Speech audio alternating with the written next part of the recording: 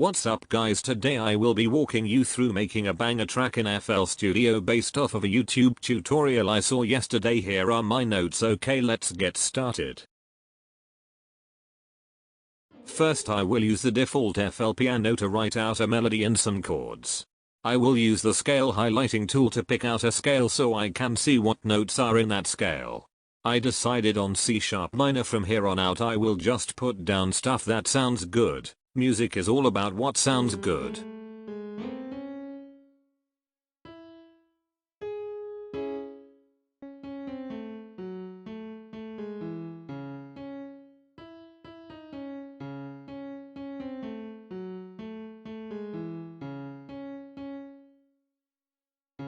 Now that I have a cool sounding simple melody, I will lay down some chords.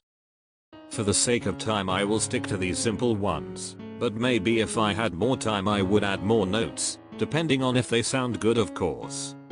Now we got a sick sound going on, let's add some rhythm in the bass to even out the mix.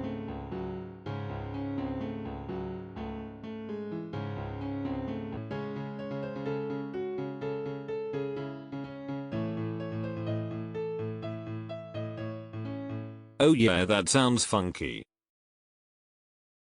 Now I will copy the chords and paste them into Citrus. This is a synth that comes default with FL Studio. I like it because it has a ton of presets. So finding a good pad sound is easy peasy.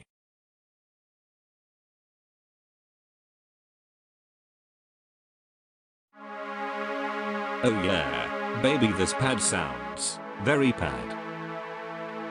Next I will do the same, but this time we will do that funky bass pattern.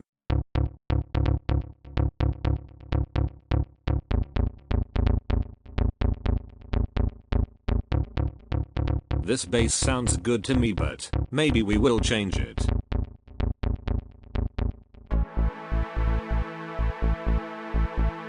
Yes, now we are grooving.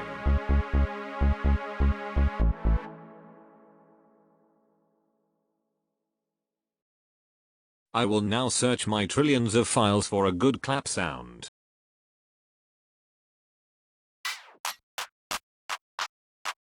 I downloaded all these sounds for free long ago. Also we will layer the clap with a snare to make it sound fuller. If fuller is a word. I said fuller, but the text-to-speech guy did not say it right, shaking my head. I have this hi-hat loop that I definitely made myself and did not steal off the internet. I just need to make sure it fits into the tempo of the song. BTW, I chose a tempo to be 126 BPM. This is because lots of YouTube videos say that's a good one to have.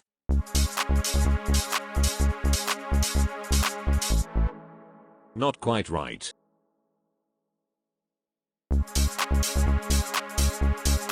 There we go. Okay, now for the build up, I will use this riser effect. It is good for building that tension.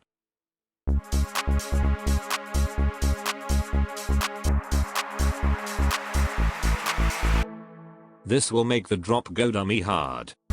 Cut out all the stuff right before the drop. I will use this kick drum. It sounds very clicky and loud. The kick needs to be hella loud. That way it rocks your socks off. Also, fair warning. I am mixing all this on my crappy laptop speakers. So it might sound really bad on headphones, but whatever, it's still gonna be fire. Okay, for the sub bass I like to use a pure sine wave.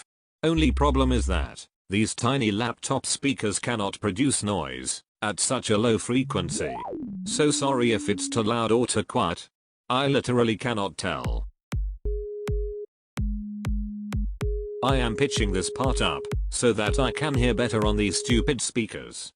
These frequencies down here by 60 Hz, they are the ones that make my car windows shake. So I try to have my bass down around there and super loud. Like I said, this should be fire. Let's add some bouncy bass on the offbeats. Oh yeah, that got my head bobbing. Next on the list is to put in a background ARP sound. I like this one. Fits the vibe.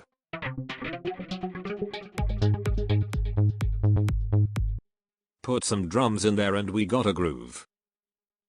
I will also add some kind of effect here to make the second part of the drop come in better.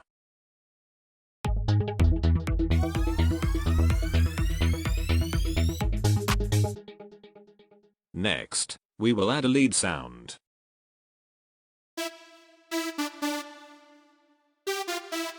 I like this one. It's super cliche. Luckily we can always go back and copy paste from the piano we made at the start.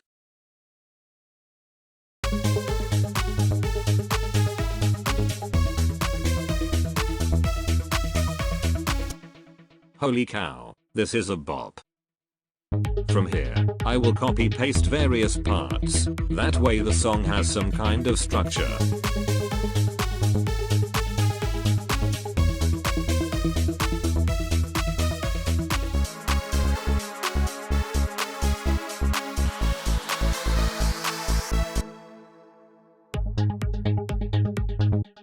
For the second drop I will add the intro chords in too, give some variety.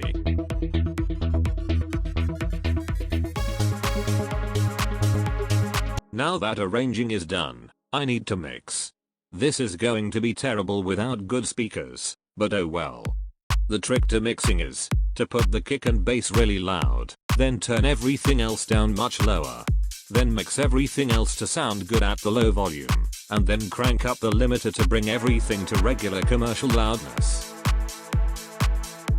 Also sometimes the kick is so loud, it distorts everything else. That just means it's a banger. Now let's hear the full song.